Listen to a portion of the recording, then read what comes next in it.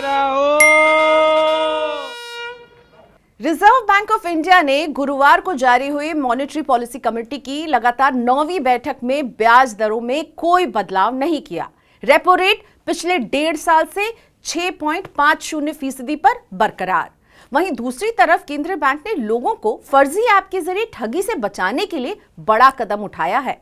Digital lending app के जरिए ठगी के कारोबार पर लगाम लगाने के बारे में आरबीआई गवर्नर शक्तिकांत दास ने बताया कि जल्द ही डिजिटल इंडिया ट्रस्ट एजेंसी स्थापित करने पर विचार किया जा रहा है। इस एजेंसी का जो मुख्य काम होगा वो होगा कि लोन देने वाली फर्जी ऐप पर रोक लगाना।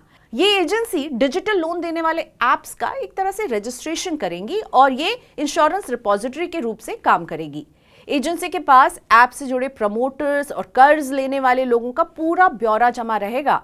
डिजिटल लेंडिंग ऐप्स वो ऐप्स होते हैं जो बिना किसी डॉक्यूमेंट्स के ही लोगों को ऑनलाइन लोन ऑफर करते हैं और देते भी हैं। इनमें से अधिकतर ऐप ऐसे हैं जो आरबीआई के साथ रजिस्टर्ड नहीं हैं।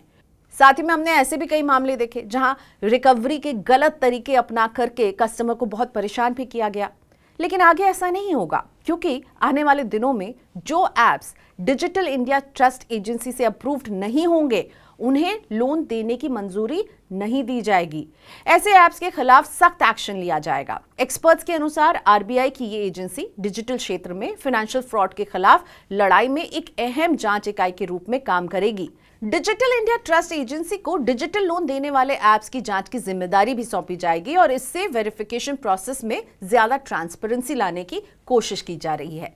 जाहिर है इससे लोगों को इंस्टेंट लोन के नाम पर ठगने वाली फर्जी ऐप्स पर शिकंजा कसेगा। बैंकिंग एक्सपर्ट बीएन मिश्रा कहते हैं कि बाजार में आए दिन नई नई ऐप्स आ रही हैं। इनमें असली नकली की पहचान करना एक आम ग्राहक के लिए बहुत मुश्किल हो जाता है। डिजिटली इंस्टेंट लोन देने वाली फर्जी ऐप बड़े पैमाने पर फ्रॉड कर रही हैं। आरबीआई ने अब डिजिटल इंडिया ट्रस्ट एजेंसी के जरिए डिजिटल लोन देने वाली ऐप्स को रेगुलेट करने का फैसला लिया है और फर्जी ऐप्स पर अंकुश लगाने से लोगों को ठगी से बचाने में मदद भी मिलेगी। पिछले दिनों आरबीआई ने अपनी वेबसाइट पर अप्रूव्ड डिजिटल लोन ऐप की एक सूची भी जारी की थी। सरकार के साथ मिलकर केंद्रीय बैंक ने फर्जी लोन ऐप्स के खिलाफ अभियान के तहत 2200 से अधिक digital loan apps Google play store से हटवाए हैं। इसके बाद गूगल ने प्ले स्टोर पर लोन ऐप्स के संबंध में अपनी पॉलिसी में भी बदलाव किए। शिकायतें मिलने पर लोन ऐप्स के खिलाफ तुरंत एक्शन लिया जा रहा है।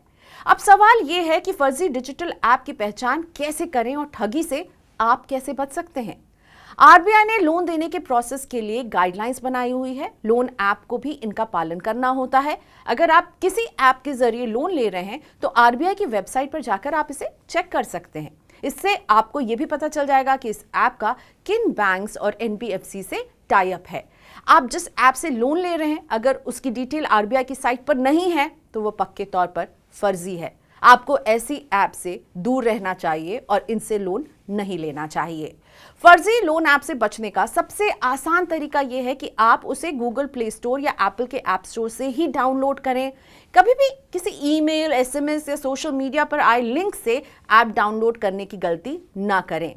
तभी तो मनी9 कहता है सतर्क रहें, सुरक्षित रहें और इसके लिए जरूरी है कि आप जागते रहें।